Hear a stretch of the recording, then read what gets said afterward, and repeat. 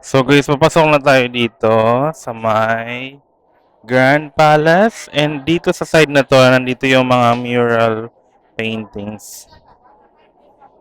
Ayan. Ang galing din ng kanyang culture, eh, no? Ito yung kanilang mural paintings. Talagang more on sa Buddhism yung inspiration nito. Ayan. Tapos punta tayo dito sa kaliwa, ay sa kanan pala, nandito yung mga palace.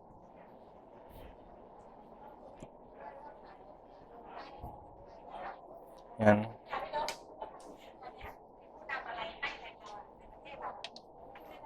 So, ayan. Ayun, oh. Ayun yung palace. Ay, palace ka.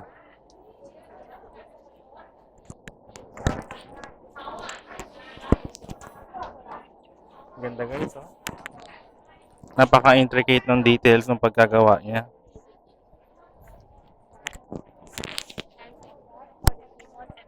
Ayan, ang intricate. Ayan, oh. Tingnan niyo. Demon Guardian.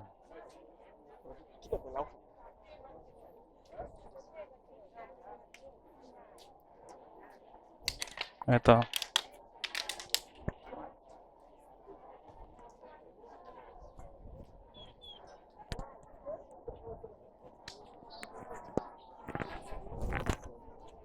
Ito guys, diba? Ang gandang tingnan dito sa mga design niya. Ayan.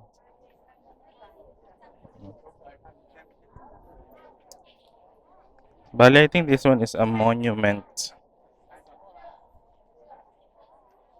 Ayan. Dito ay mural paintings din.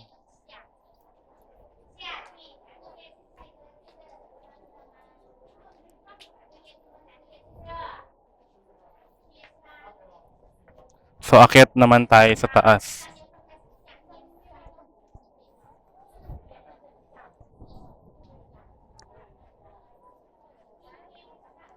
Ang ganda kasi ng pagka-design niya guys, eh, no?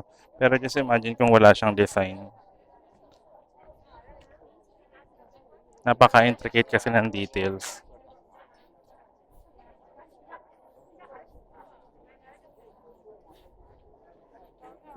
Dami nagpipicture.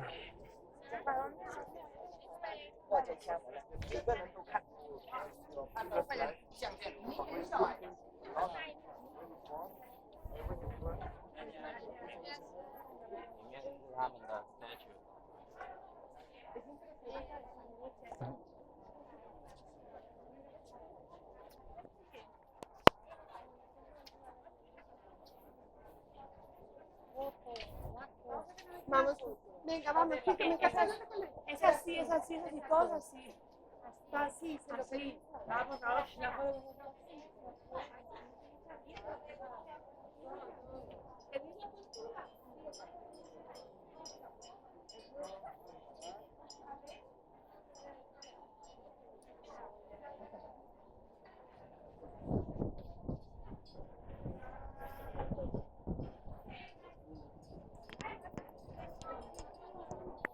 Ito, yung iba nire-repair din.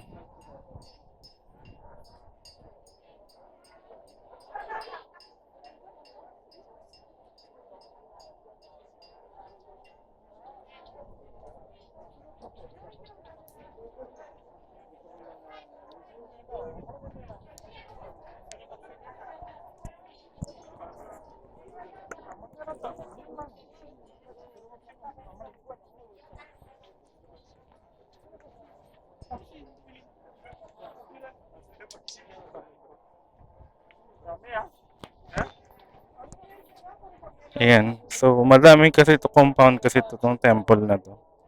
This one is a huge compound na made up of different temples.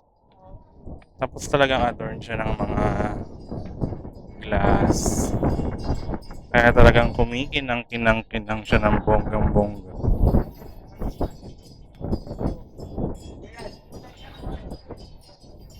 Ayan, oh.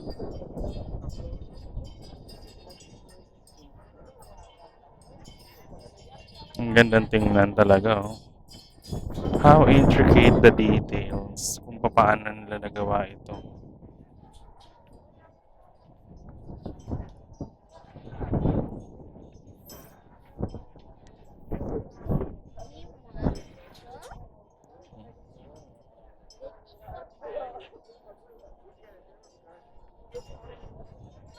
Kahit saan ka lumingon guys, oh, ang dami. Kahit saan ka tumingin talaga. Just ang daming ano.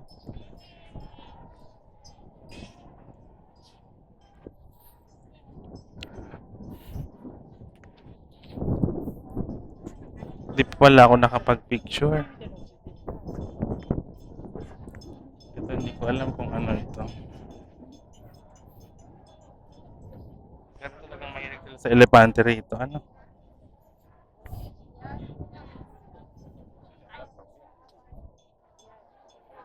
Ang worth it i-visit nitong place na to kasi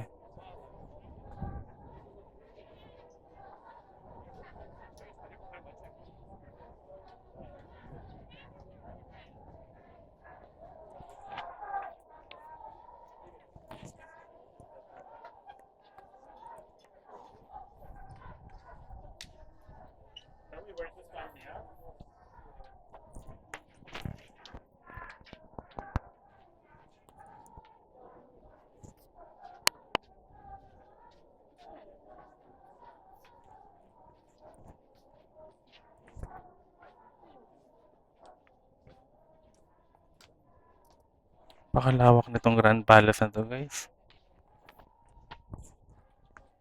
Sobra. Amazing.